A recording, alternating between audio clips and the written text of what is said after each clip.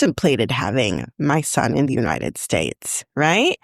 In fact, I have another dear American friend, a little white girl from like Minnesota or somewhere in the middle America. I love her. But I remember she came to me and we ended up being pregnant very close to each other. So she was like, gave birth like 2 months before me. And she was like, Thea, don't give birth in the United States. They kill Black women there. My little blonde, blue-eyed friend from middle America was like, don't have babies in the States because they kill Black women there. Just the fact that she even knew that is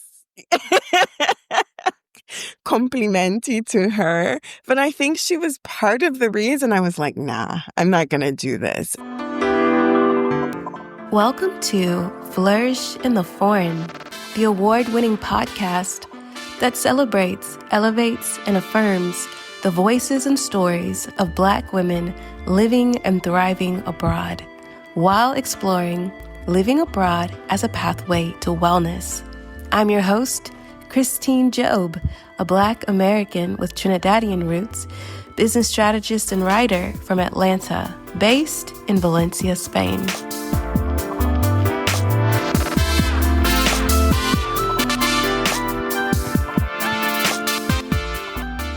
Hey everyone, welcome back to Flourish in the Foreign. I am your host, Christine. If you are new, hi, thank you so much for checking out the show. I hope you enjoy it. Before we get into today's episode, I want you all to make sure you're subscribed to my Substack, Flourish in the Foreign, Truths and Musings. It's where I share my personal reflections on life abroad, my author journey, and full conversations with Season 6 guests. So if you ever wanted to see the raw, unedited versions of these interviews, this is your chance. This is your opportunity. And don't forget, okay? Don't forget, this is your final call. Final call.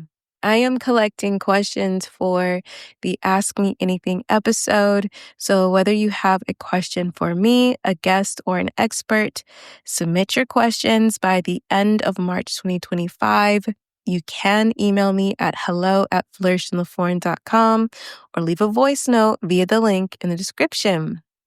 And if you do not want your voice on the podcast, just mention it in the voice note and say, hey, Christine, I love the show, but I don't want my voice in the podcast. But here's my question. That's all you got to do. Okay? All right. Let's get into today's episode. Season 6, Episode 13. Today's guest is Thea Duncan. Thea is the fairy godmother to people's Dolce Vita dreams. As the founder of Doing Italy, she and her team help people gain the knowledge and resources they need to move to Italy and or buy property in Italy with ease, while avoiding many of the pitfalls that negatively affect other expats when moving abroad. Thea is absolutely delightful. Her energy is so pure and contagious. I really enjoyed chatting with her, and I know you all will enjoy this episode as much as I enjoyed recording it. So, without further ado, I'll let Thea tell you all about it. My name is Thea Duncan. I am in my 40s. I won't say exactly how old.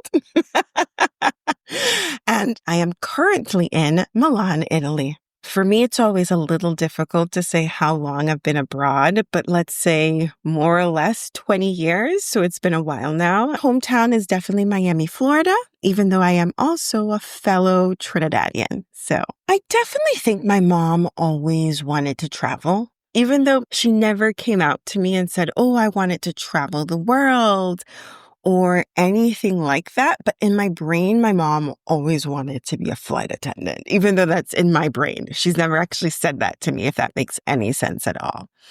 So when we migrated to Miami, Florida, my parents enrolled us in a dual lingual program. So it was Spanish and English. As you know, Trinidad is an an English-speaking country, and so Spanish was my second language. And they encouraged us to start studying Spanish. I think we were in first grade or third grade or something like that. So basically from the beginning of our schooling in the United States. And perhaps unlike some families, in fact, I always find it kind of interesting when people say, oh, you're a Black American woman traveling abroad, and that's so unusual. I never had that thought in my brain. Like, in my brain, this is perfectly normal. It's like, why wouldn't I? Maybe because we migrated to another country, and that in itself is a chore, and it's work, and it's money, and it's beginning anew, and all the things that come with that. So maybe in my brain, there was never a thought that I can't do this because my parents had already done it. And also when you enroll your kids in a bilingual school where I'm studying Spanish for 3 hours every single day, I mean, I had math in Spanish, right? There was definitely an outlook towards the greater world from a young age. I went to Spain for the first time in 5th grade. And so again, these are all things that were just part of my existence. I think also we had a lot of international students coming into our school. So there was always just this global outlook to life. So very international upbringing. I had the opportunity to get the Spanish baccalaureate, which is essentially the Spanish national high school degree. If I wanted to, I decided to do IB instead. I asked Thea about her university experience, where she attended university, what she studied, and also if she had the opportunity or interest in studying abroad. So when I went to college, I decided that I wanted to do an international studies as my degree. In fact, at that age, I wanted to be a diplomat. I wanted to be in the foreign service. And so going abroad was always part of the plan. I stayed in Miami for university, and I was on campus for the first semester. And after the first semester, my parents were like, why are we spending so much money for you to be on campus? You need to bring your butt back home. And so I was like, well, I think this may be an opportunity for me to go study abroad. And so I did a semester in Spain and I did a semester in Italy. I studied at Santiago de Compostela, which was absolutely beautiful, a great experience, except it rains too much for my liking. I realize I am quite climate, especially rain sensitive. I can deal with the cold if I'm covered, but I need to see the sun. And then I did L'Aquila, which is about an hour outside of Rome. Spain, I don't have that many vivid memories of schooling there, other than I was taking Italian lessons, but in Santiago de Compostela, they speak Gallego. And Italian lessons were taught in Gallego. So there was a lot going on at that point. How I remember Spain 20 years later is it was just a lot more fun. I don't remember thinking this is the study, if that makes any sense. We had a very big, or maybe the best word is interconnected, international community, the Erasmus there in Santiago de Compostela was definitely a big part of my life. I was living in an apartment with 4 or 5 other students, that kind of crazy university study abroad. There was one guy that had hitchhiked from Hungary to Spain. In fact, we eventually had to get rid of him because he didn't shower. So that's how I remember Spain. Italy, I remember studying a lot more. My Italian obviously wasn't as good because, like I said, I'd been studying Spanish since I was, let's say, 3rd grade, And so I had to put a lot more effort into understanding Italian because the semester was actually divided in half. So I had 2 or 3 classes in the first half of the semester and then 2 or 3 classes in the second half of the semester. And I remember deciding to do English lit and like translation as the first half of the semester to give me a little bit more time to grasp the language and everything. And then in the second half of the semester, I had like more Italian lessons. But yeah, I definitely remember just having to study a lot more for that. So I went back to the States and I was one of those obnoxious people that were like, well, in Italy, they do this. And in Spain, we do that. And the food is so fresh. Like I've seen those things on Instagram. That was me. I was that person. I probably still am that person. So I went back to the States. I ended up doing a semester in Washington, D.C. And since I knew I wanted to go back to Italy, I guess I was just actively looking for a way to get back. And so I ended up getting a scholarship from Rotary International to do my master's degree in Italy. That was interesting because with Rotary, at least at that time, you don't necessarily pick where you end up. They give you like 5 options, and if Italy was the top of the list, but I wasn't sure if they were going to agree to that. Fortunately, they did. And I came back and I did my master's degree. And so this time, Italy was just completely different. The first time, L'Aquila is this teeny tiny little town in the mountains, university town.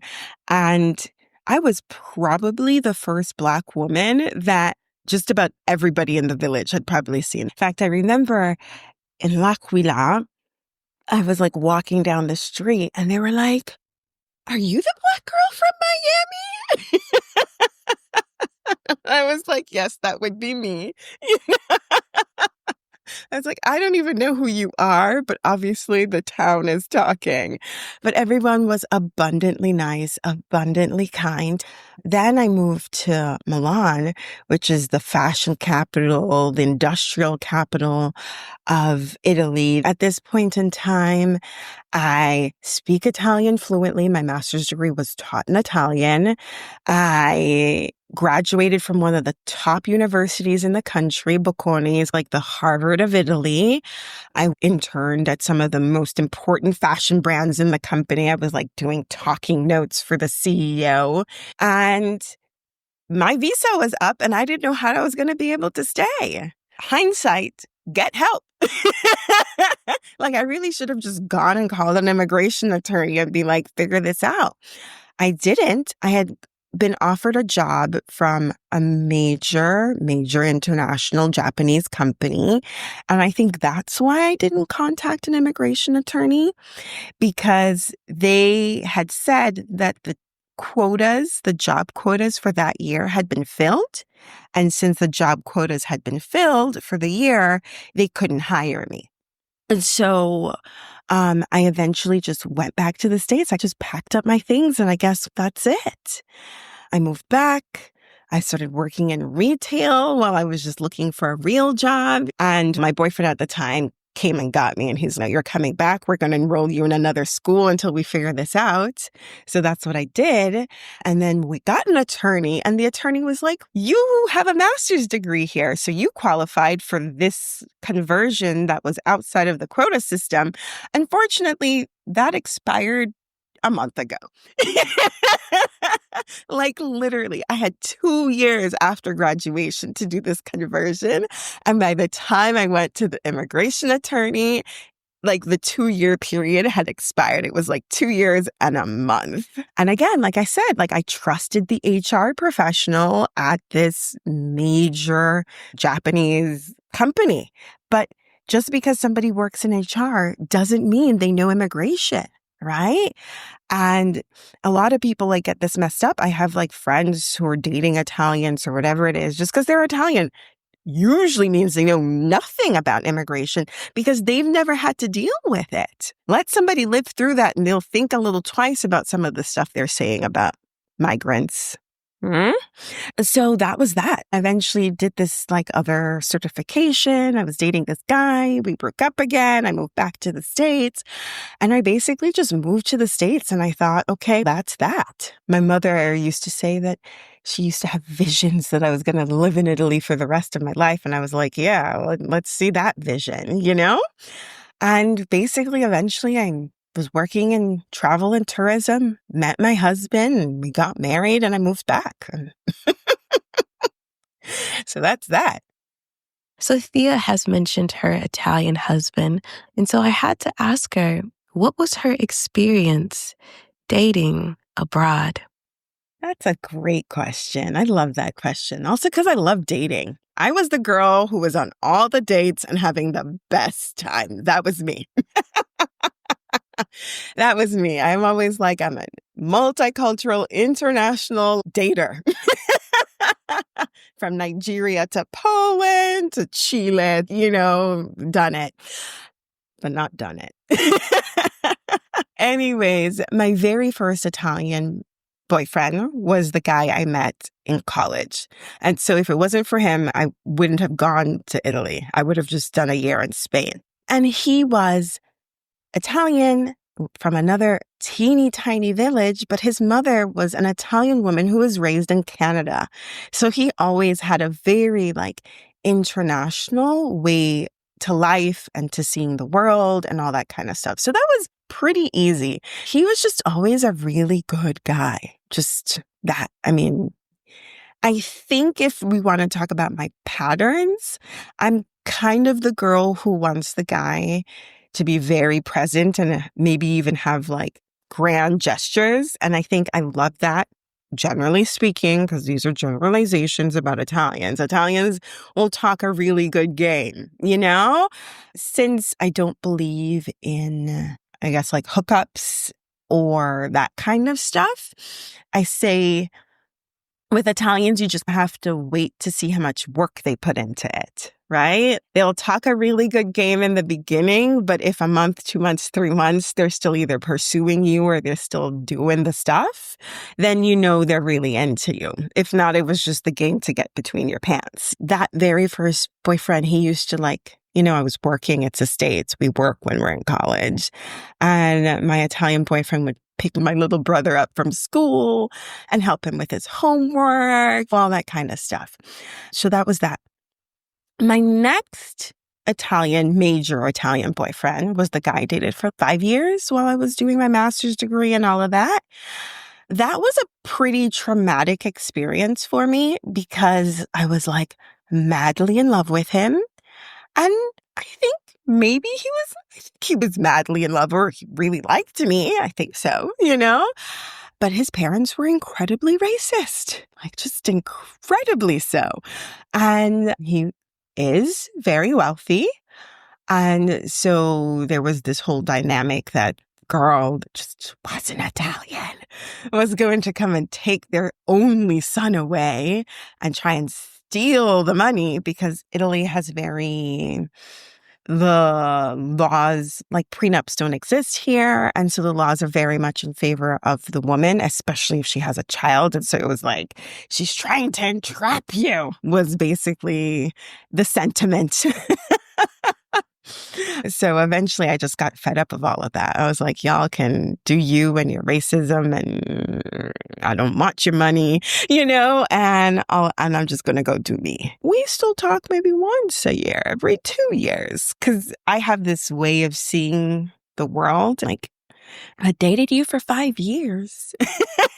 It's not like I hate you that much, but I've never had abusive or crazy stuff like that, But whatever.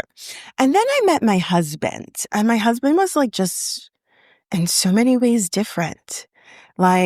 The guy before that, entrepreneur, Xenia, Keaton, these are suits that are 5,000-10,000 euro suits, company making several millions. And my husband who shows up 15 minutes late for our very first date wearing some torn jeans and a scarf he got in Morocco. I was like, who is this man? This is just not going to happen.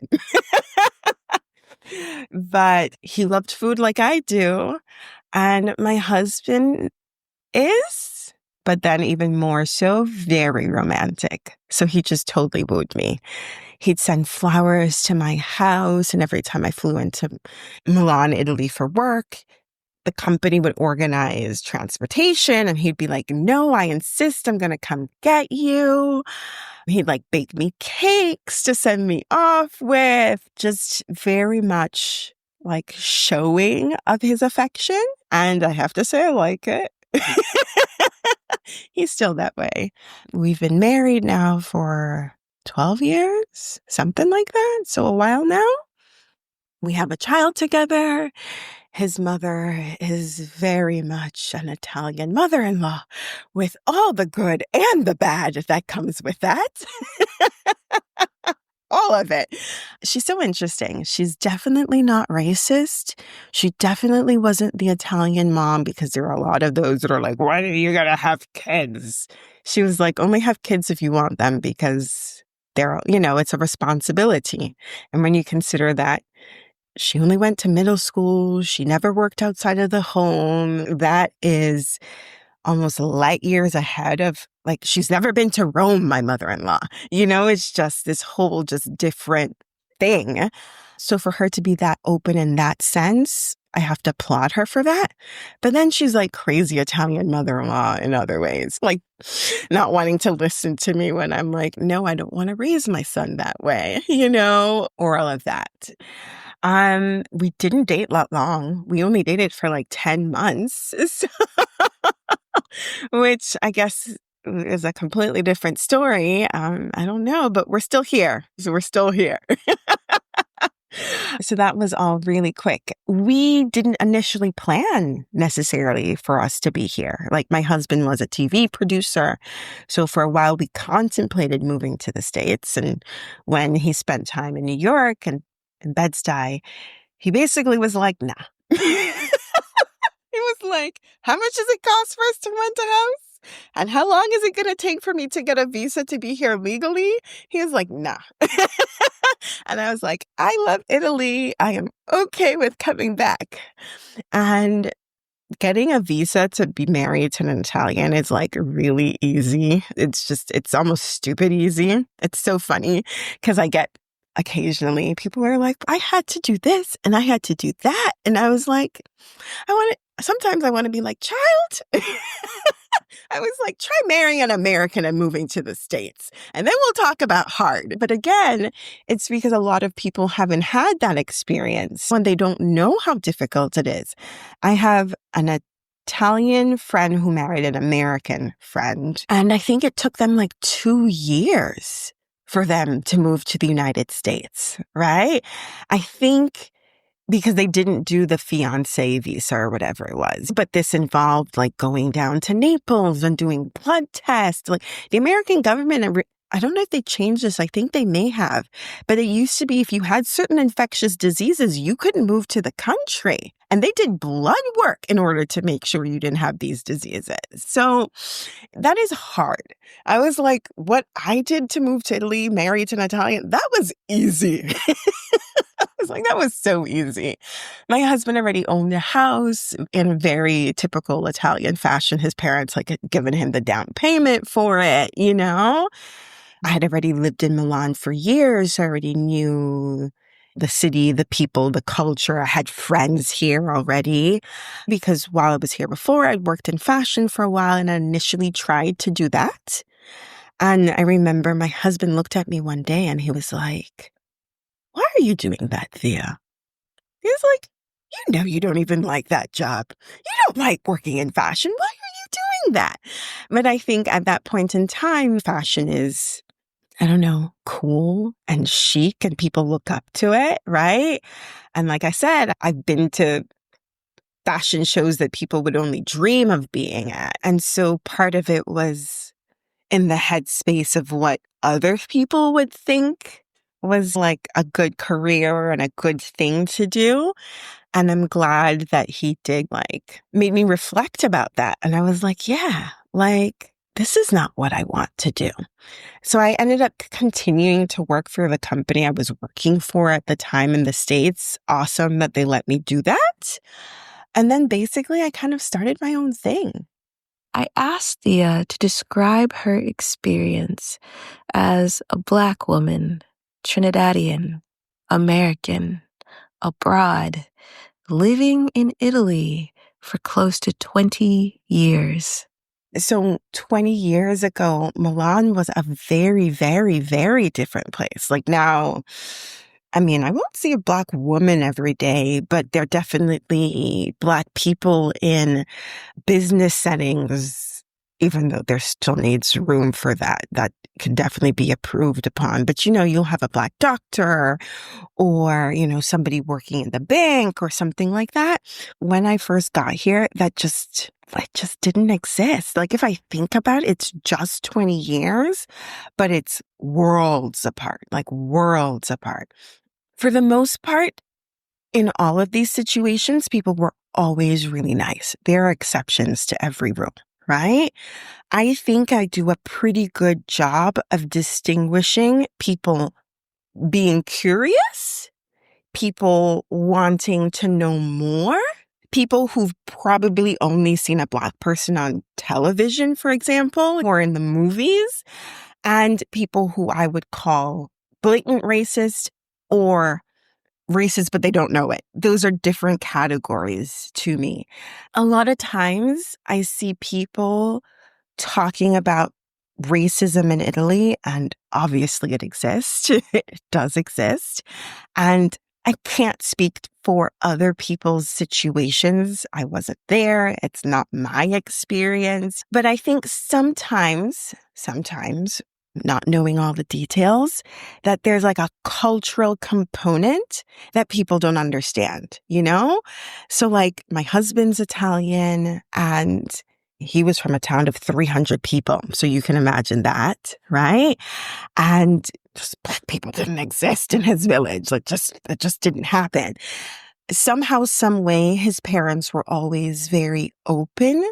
They actually had issues conceiving and they considered adopting, and they were open to even adopting somebody from outside of Italy that wasn't white. So even in their little world, they were open to the world, if that makes sense. And sometimes my husband stares, like literally just stares at people, stares at everybody. And I'm like, sometimes, honey, you need to put on your sunglasses so people can't tell you're staring, right? Or you just need to you need to rein that in. I mean, when we were dating, we spent 2 months, 3 months in Bed-Stuy. So besides the fact he was like, I'm the only white person here. And I'm like, yeah, welcome to every day of my life in Italy. But also I was like, baby, you cannot stare. Because you make it hurt. But he ended up loving Bed-Stuy. I sometimes joke that in a past life, I must have lived here. Maybe not Milan, but I definitely lived in Italy. Like I said, I feel my soul is drawn to here for whatever reason.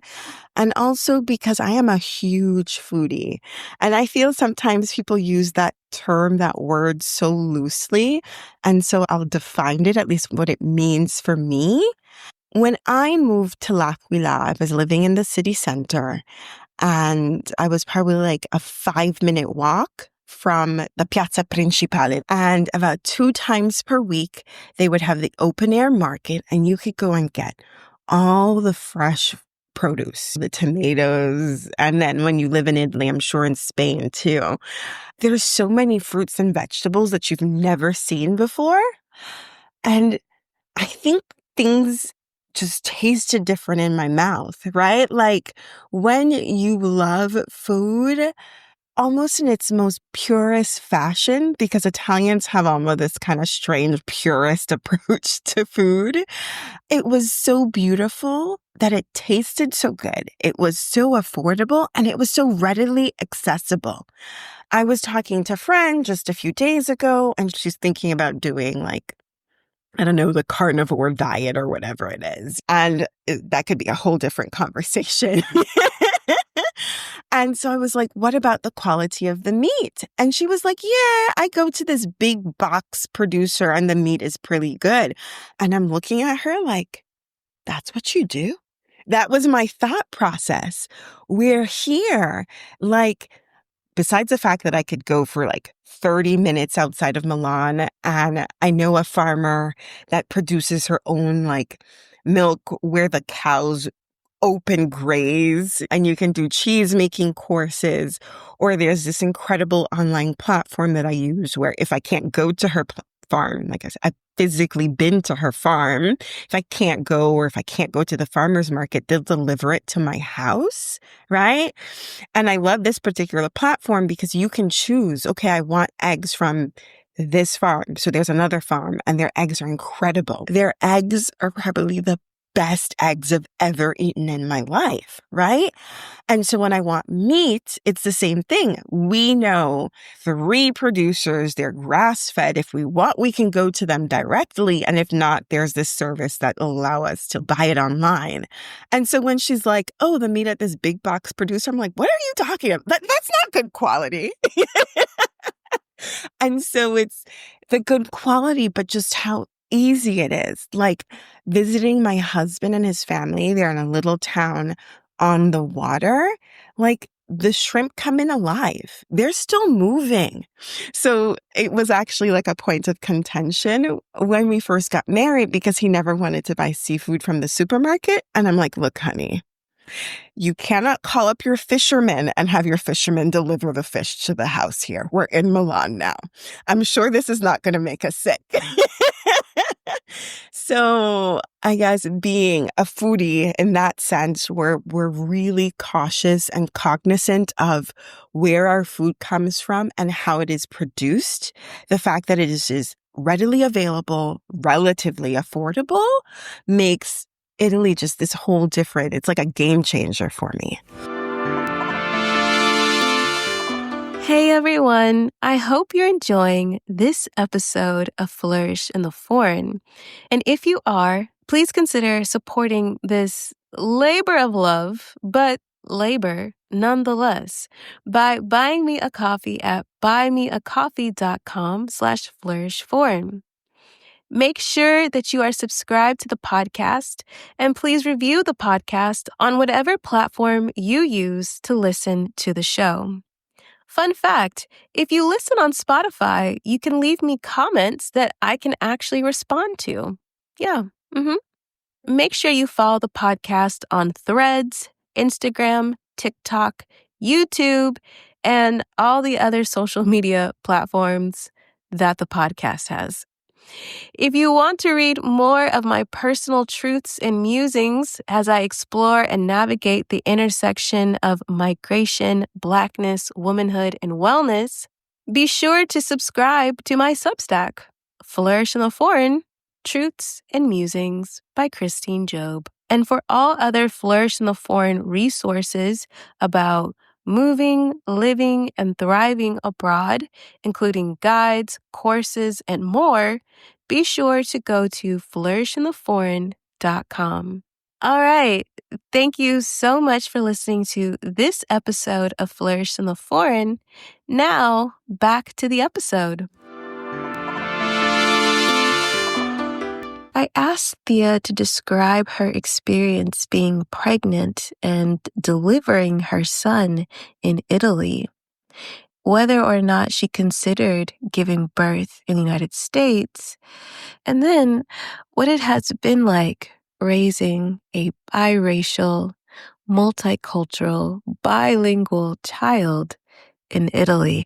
I contemplated having my son in the United States. In fact, I have another dear American friend, a little white girl from like Minnesota or somewhere in the middle America. I love her. But I remember she came to me and we ended up being pregnant very close to each other. So she gave birth like 2 months before me. And she was like, Thea, don't give birth in the United States. They kill Black women there. My little blonde, blue-eyed friend from middle America was like, don't have babies in the States because they kill Black women there. Just the fact that she even knew that is complimentary to her. But I think she was part of the reason I was like, nah, I'm not going to do this. I still had health insurance in the United States, so it was an option.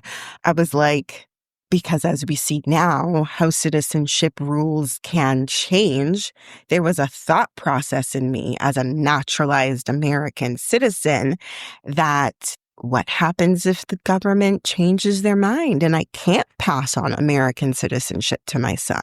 So we contemplated that. But giving birth in the United States would have meant moving to the States like 2 months before I gave birth because I didn't want to like accidentally give birth on a plane. And my husband would have had to move and all that kind of stuff. So we just decided not to. My experience with the health system here was generally positive, whether it's because I pray, because I'm lucky, because I manifested it, like a very, generally speaking, positive experience.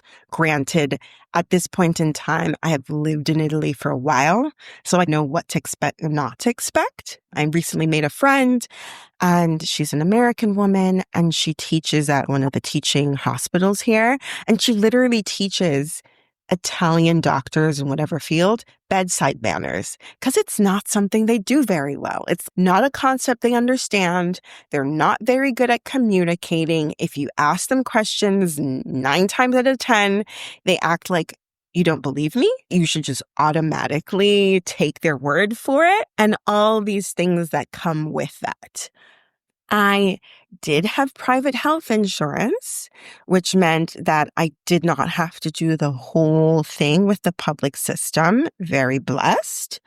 And so I had a private doctor, and she was the person I went to for all of my visits, my major visits. And then I did like my blood work and all that kind of stuff within the public system.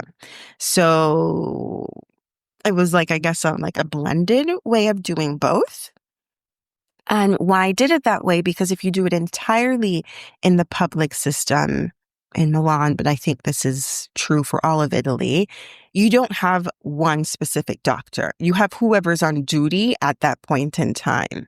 And so for me, it was important to have one person that knew the whole gamut of like my birthing, whatever, right?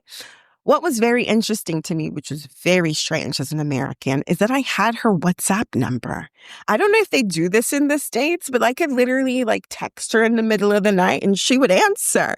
And for me, my husband would be just like, ask her. And I was like, I'm just going to ask her. I'm going to send her a message. And he'd be like, yeah, that's what you're paying her for. You know, like I expect to have to talk to an assistant or something like that. Like, at least that's how I see it in my little American mindset. I ended up going into preterm labor. I ended up being in hospital for a week. I remember texting my doctor and I was like, I'm bleeding. And she's like, you better go to the hospital now. And I remember I was in a wheelchair and they're like wheeling me up to the birthing room, however you would say that. And the woman is like looking at me like I could almost cry right now. She was looking at me and she's like, you don't get it. Like, you're going to be here for a while. And in my brain, I didn't realize that I was like risking having my son in that moment prematurely, right? And I think it was that kind of lost in translation moment. Plus, the hospital, they wouldn't let my husband in because they had this general waiting room, but they would only let the pregnant woman in. And so he's like outside. And so only when they decided they were going to admit me did they let him come in. And I realized, especially with medical things, my brain just goes fuzzy and it just doesn't commute. So sometimes I have to literally tell him, like, either be on the phone because I will miss whatever is going on. The hospital ended up being very ugly, just very sterile, very old. I think we had toilet paper in the bathrooms, but I remember thinking I didn't want to really shower in the bathroom. That kind of whole situation of the whole public hospital in Italy, that's where when you have a private doctor here, they'll usually work at a certain hospital. So that's where they suggest you give birth, right? Ended up being there for a week. They gave me medication. They were able to, to prevent my son from coming prematurely. And I spent the rest of my pregnancy on bed rest. There again, my husband was incredible. Like, he's not perfect. He drives me crazy sometimes. Let's get that. But I have to say that when it counts, he's always there. He's always there. Literally on bed rest, he used to make my breakfast, my lunch, my dinner. I had incredible friends. I remember one of my girlfriends, she would come and she would do my hair for me. So just super sweet.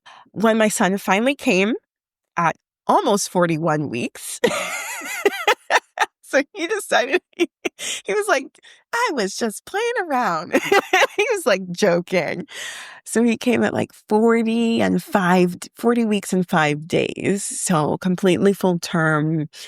My husband wanted me to go back to that hospital. And I was like, no. There was another hospital that my friend who had given birth like 2 months before was like, you need to go there. Completely different experience. I felt like I was like a little nest. I was like pretty and clean and like very American.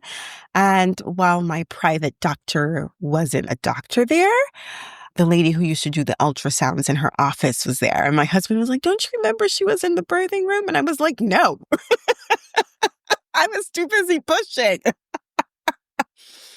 I did have a little spout of racism in my brain there.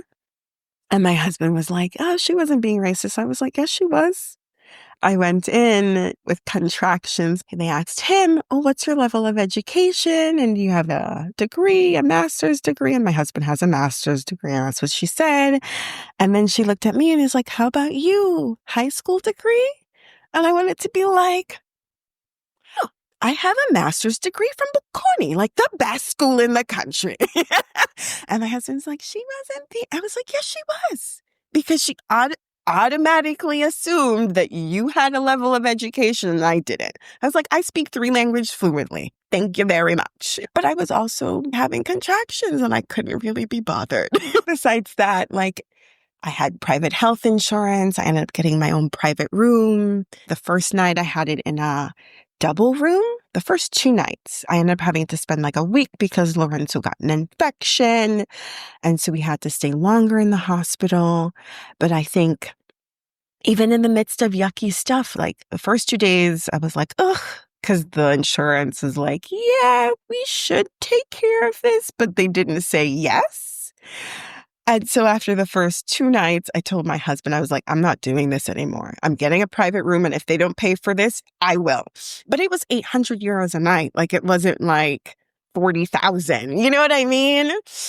Got my own private room. And that was great because he could sleep in the room if he needed to. And different hospital, completely different experience. Like, the nurses would come in and they were actually teaching me to breastfeed in the nursery. And so one of my boobies, he had no issue like latching on, and the other boobie just wasn't working. So I was like manually expressing from the other boob. And I remember the lady coming in, and partially they don't explain that to a lot of people. Like, I see comments online and they were like, I didn't have a lot of milk. I was like, the baby is tiny. You just like gave birth. Like, you're not supposed to have a lot of milk. Like, the first few days is really going to be just like half an inch. I knew that. They didn't necessarily tell me that, but I remember like manually expressing and I'm putting it in the little bottle and they were like, good job, you know, like just literally cheering me on. And I was like, yeah. And I was there for a week and then I left and follow-up visits in the hospital as well. And I think the next time he was a little underweight. So they sent me to a lactation consultant and that was free as well. And I say, God, the universe, whatever it is, ended up giving us this great lactation consultant and just very supportive, very sweet. Had even suggested Lorenzo going to a little baby masseuse because she was like, I think he has a little crack in his back. And I come to find out this is common in France, not common in Italy. But the whole birthing process, they say like they can come out of alignment, right? So they sent us to a specialist that we paid for privately. I don't even think I submit that to the insurance. but it was probably like $100. And I personally think that is one of the reasons why he was such an easy baby after that. Like, I think she had picked up on something, and it did definitely make the next few weeks, months, everything, I think, easier. But then I just loved being pregnant in Italy. I just loved it. People were so nice. I remember I would go to the supermarket, and there was a lady at the supermarket right by my house. And she's like, Thea, don't wait in the line. You're pregnant. You can skip everybody. And they had a specific line for the elderly, the handicapped, and pregnant women.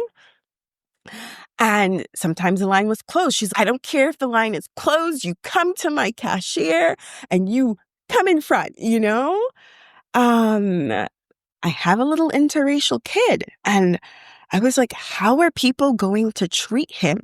Like, I think if I felt that he was being discriminated or treated badly, I think I would have left the country. I think it's one thing for me to deal with it. And like I said, it exists. I've had to deal with it. But if he had to deal with it on anything similar to like recurring, like I would have left. I would have told my husband, but I'm not sure if going back to the US would have been a better option, right? So that's another conversation. But they have been abundantly kind to him. Like sometimes I marvel at how nice, like old ladies stopping and wanting to talk to him. You almost have to be like, I don't know where your hands have been. I don't know if you want to touch my child. The schools, combination of being lucky. I think my husband says I'm like a very outgoing, friendly person. And so he's like, you'll come in and you'll be like, hi, I'm Thea. That's how he imitates me. And my son is a very well-behaved, like all the moms are like, oh, you're so lucky to have him. And sometimes I think God made him that way, maybe almost to make his experience here easier, because I was like, heaven forbid he was the active, bouncing off the walls, half Black baby. Maybe the experience wouldn't have been so positive. Sometimes I go into spaces, to be completely honest, and I pause to see how they're going to act, right? Even when I sent him to school, I sent my husband to like the first school parent-teacher meeting. And my husband, who's an Italian white man, he has not had the lived experiences that I have. And either sometimes things I'm making it up, or if it's blatant racism, he's like, ah. But sometimes those subtle things, I think it just goes over his head. And so I consciously sent him, white Italian man, like on the first day of school. Was that necessary? I don't know. Maybe it wasn't. They have been abundantly nice. So maybe if I had gone in the first day, it wouldn't have been necessary. But that's some of the negotiating of the space that I do, you know? I remember when I was just here, like first few years of college here, and we were going into like some of the high-end stores, and my friend was like, speak English so you'll get better treatment. Or depending on who I have in front of me, I'll say I'm from the Caribbean, or I'll say I'm American. If I think they're cool, I can be from the Caribbean. But if I want to almost ensure that there's almost like, let's call it my American privilege is like flagged, like I'm consciously using my American privilege. Also, I'm from Miami. And that is unfortunately some of the negotiating of my life here that I do realize I consciously do. Is it necessary? Who knows? Would it be that way in another part of Italy? I have another friend who's a mixed race woman who's older than I am from the UK, and she lived in Piedmont for a while and hated it. She said people would follow her in the stores, wouldn't talk to her, all that kind of stuff. Granted, she's been here even longer than I have, 30 years. So can you imagine what it was like another 10 years before that? And then she and the husband moved to this little town in Tuscany, and she says they have been abundantly nice to her. So I don't know if it would have been different probably because Milan is very, I like to say Italians aren't so much racist as they are classist. And I think this is a dynamic Americans don't understand because in the States, there's like white and there's black. And in Italy, there's Spanish, French, English, German, Ukrainian, Russian, and they have their stereotypes and assumptions about all of these people. So when I first moved to Italy, well, Milan, I should say, because in L'Aquila, they didn't understand any of these things. They didn't care. I remember I'd be like, oh, I'm from the States. I'm American. And I was born in the Caribbean. And they'd be like, but where are you really from? And I'd be like, I was born in the Caribbean, but I'm American. And I remember when Barack Obama got elected, I did not get that question anymore. It was like all of a sudden they figured it out. And I was like, thank you, Barack. I just didn't get the question anymore. Like literally, I'm American. Oh, and then they were like, oh my gosh, you're from Miami. And they get all excited. What are you doing here? So my son, racism, not racism, discrimination, not discrimination, whatever that is. The teachers love him. He has a lot of friends. I made a really nice network of other Italian women. And a few days ago, we did a mom dinner and there was like 10 of us having wine and the kids were with their daddies. And so that is all good. I think the last part of your very many questions was navigating raising a bilingual, multicultural child. I consciously spoke English to Lorenzo all the time those first 2 years of his life. I was blessed and fortunate to be able to stay home for the first year of his life. My husband would tease me because he was like, you're the mom that lunches. He'd be like, where are you? And I'd be at like some fancy Milanese cafe with Lorenzo. He was so good. He'd be like in his little stroller sleeping and I'd be like having tea or like a spremuta juice. I was just loving it. Had so much fun while I was pregnant and the post, but I credit a lot of that to Italy too. Nobody looked at me strange. Another American friend, I was like, what am I going to do when I'm breastfeeding? And I'm like, what should I buy to cover up? And she was like, when you need to breastfeed, you unbutton your shirt and you breastfeed your child. And that's exactly what it was. Nobody cared. And I would walk the 45-minute walk to my husband's office on occasions and we'd have lunch together and I'd walk back with my little stroller because it's a walkable city and because the public transportation didn't have elevators at all of the entrances, and I'd like to walk, but it's so easy to be social even with a child here. And that is, from what people have told me, not the case in the United States. That's what they've told me. I've not done the mommying in the States. So I was home. I only spoke to him in English. So when he went into daycare, his Italian was not that good. I mean, Daddy speaks Italian all the time. Daddy always spoke to him Italian. But the teachers were like, Lorenzo, speak Italian, Now, as he's in school, his Italian is definitely stronger than his English is. And I'm going to have to make a more conscious effort of ensuring that his English continues to improve. But he looks at his cartoons, he speaks to grandparents in English, and they don't speak Italian, so he has to speak in English. We didn't enroll him in a bilingual school because we didn't think it was necessary now. We may change that down the road. Sometimes I think I need to do more Caribbean dishes because Italian cuisine is obviously such a huge part of Italian culture. I love Italian food. And so sometimes I'm like, I need to make him like a curry chicken, which is a huge part of Trinidadian food because we have a big Indian population in Trinidad.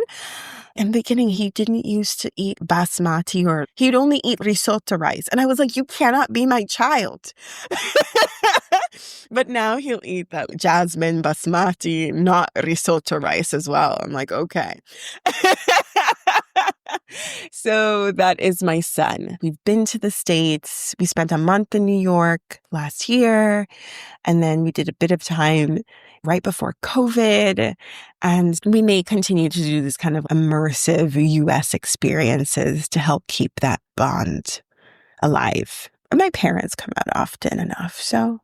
If you've been listening to this podcast for any amount of time, you know that I absolutely love to amplify and support other Black women businesses abroad. I love it. I love it. I love it. And so I asked Thea to talk about her business, Doing Italy, how she started it, and who she serves. I started Doing Italy as more in the travel tourism space. That's what I was doing before. I continued doing it. I thought it made sense, but I think it never really took off the way I wanted it to because my heart ultimately wasn't in it, right?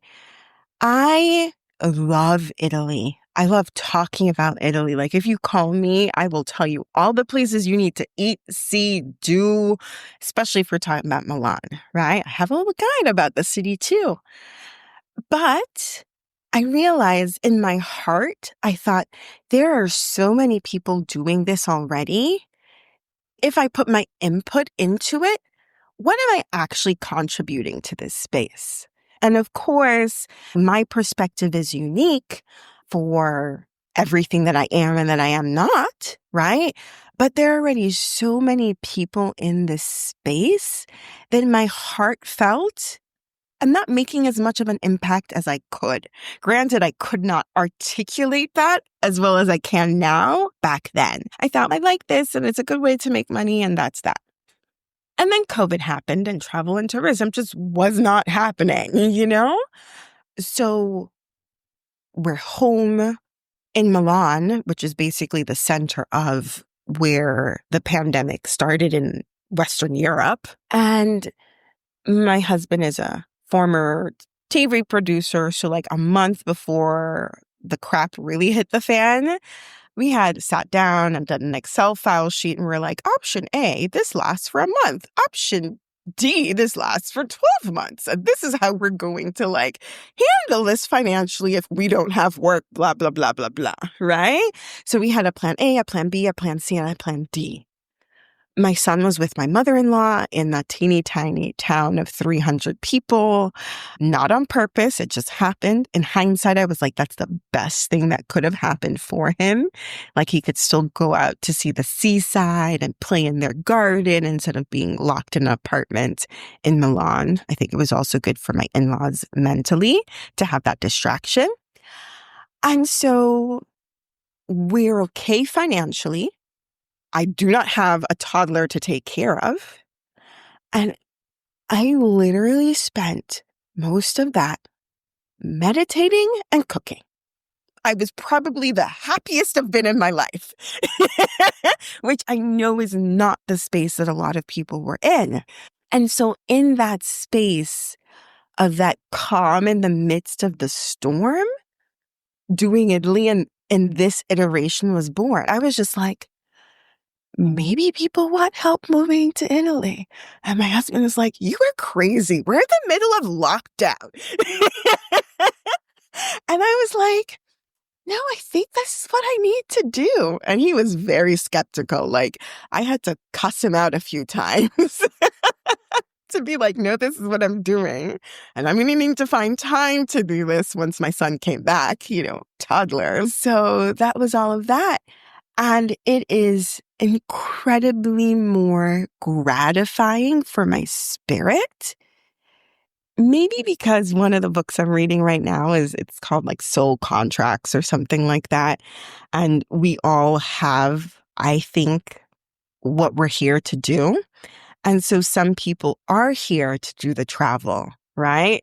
Maybe your soul contract is to do this platform and encourage people to know that they have these options available to them. And I think probably part of my soul contract, at least then, was to help people with that phase of their life, with that change. I think my soul contract is changing. It's evolving. There are things that we're doing with the business, and I'm really excited about it. And it just brings me more joy. I literally help people move to another side of the country.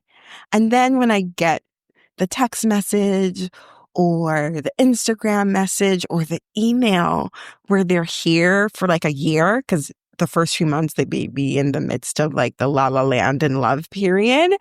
And they're like, Thea, I am so happy. And this is like the best decision I've ever made. Like that is like another level of joy. I literally had one woman call me and she was like, I've never been to Italy, but I think God wants me to move there. So can you help me? And I was just like, oh my gosh, this is a responsibility. But she's still here and she's still happy. Like that just brings me another level of joy. I asked Thea, what is her personal definition of wellness? And how has living a life abroad in Italy changed her concept and practice of wellness? As Americans, we are so obsessed with money. Like we are obsessed with money. And I see it in myself. Even though I've been here like 20 plus years, however that math works out, it's still there. It's how I grew up. It's how I see the world, partially in my entrepreneurial view of the world, right? And we're very comfortable. I always say we have everything that we need and more. My husband and his very Italian approach to things is like, we have enough, right? And it's very much of like, maybe we don't need to work anymore. And I think sometimes people think that means Italians can be lazy. And it's not the case in any way, shape, or form, especially in Milan. My husband will work on Saturdays, sometimes Sundays. Sometimes he's taking business calls at 10 p.m. Like he works hard. And even when he does all of those things, I also think this is a lot of credit to his mother. Money is only a means to an end, which is basically a roof over your head and food on your table. It's not this all-consuming thing. Like when we talk about politics in the States, I remember he said something along the lines of, well, Americans will just vote for whatever puts more money in their pocket. And when he said it, I looked at him like, yeah. Like how much of what we've seen in this political cycle is pure related to the bottom line. And it's almost ridiculous because it's almost like it's like this minuscule bottom line. If you were talking about life or death, because money can be life or death. After we have all of those things, Maslow's hierarchy of needs, what's important? And so Italians take 4 weeks of vacation a year, and they generally save a lot more. I'm sure the savings rate in Italy is significantly higher than in the States. It's also because access to loans and all of those things are harder. The system doesn't make it as easy for people to have a lot of debt. And it's even in Milan, which is like the commercial, superficial, let me wear my Gucci and my Rolex city of Italy. It still is the relationships. It's still the friends. It's still the time together. That's more important than anything else. Like I say, I love aperitivo here, and it's like the Italian happy hour. But unlike the happy hour in the States, where it's almost people are escaping their lives, they're literally getting wasted. And I see this with so many of my friends, and I'm like, why do you need to have 4 glasses of wine? And here it's 1 glass and a conversation and good food. And it's friends coming over for dinner. And it's a weekend on the beach. And it's vacation. And I love vacation here. And I'm almost going to get emotional again. We have a door person in our building. And in fact, the company had to be sued because they were paying the people under the legal limit, right? So they sued and they won. It's an outsourced company, so all of that. And so she was making, I think, like 800 euros a month, which people can live on in Italy, but in Milan, that's hard. That's like hard, hard. So she was like in public housing and all this kind of stuff. But praise the Lord, she had access to it. Do you know that woman still went on vacation? And it wasn't because she had credit card loans or credit card debts, because most credit cards in Italy, you have to pay off at the end of the month.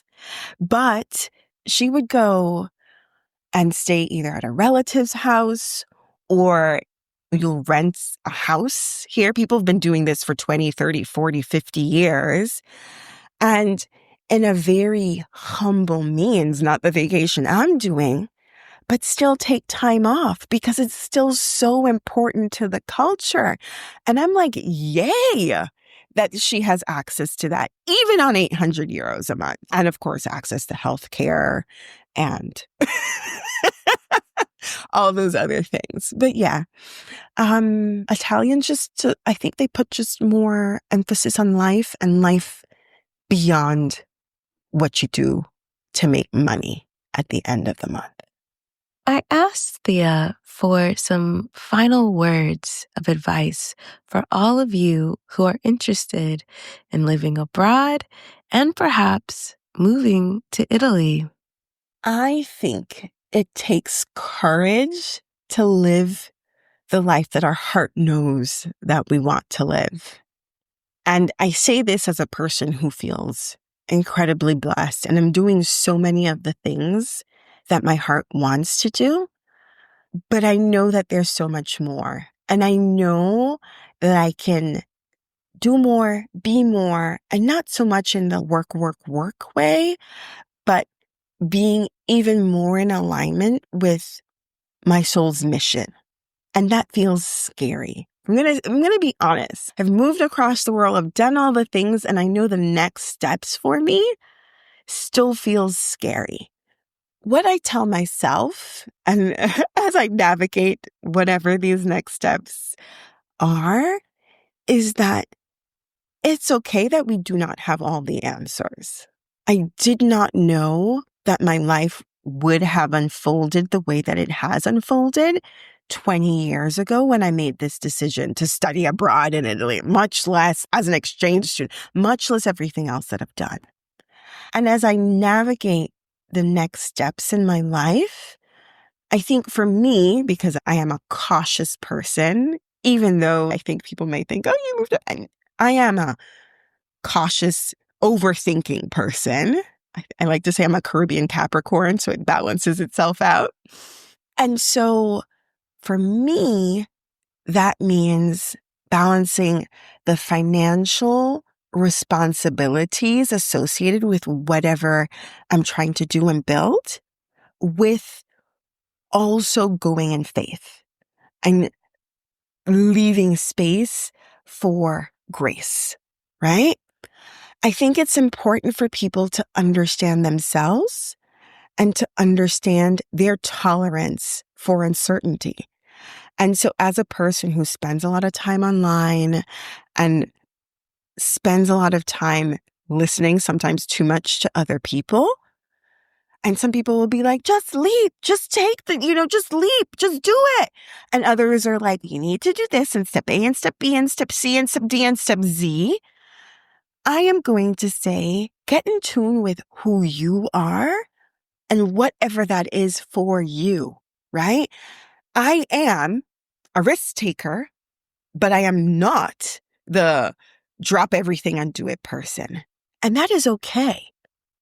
If you are the person who is like, jump and the net will appear, it's okay to be true to yourself, because I think those people are inherently the people who then think and then do what needs to happen to make it work out.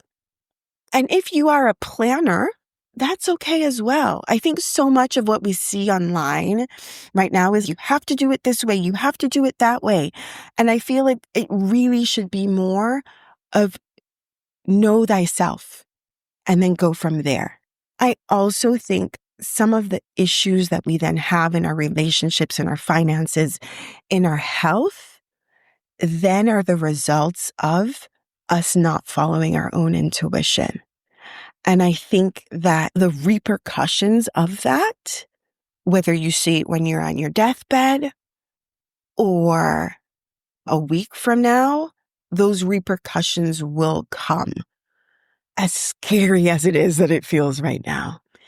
So I guess my parting words are, be true to thyself and do whatever it is in your power to stay in that path, to stay on that mission, or at least to keep on moving towards that.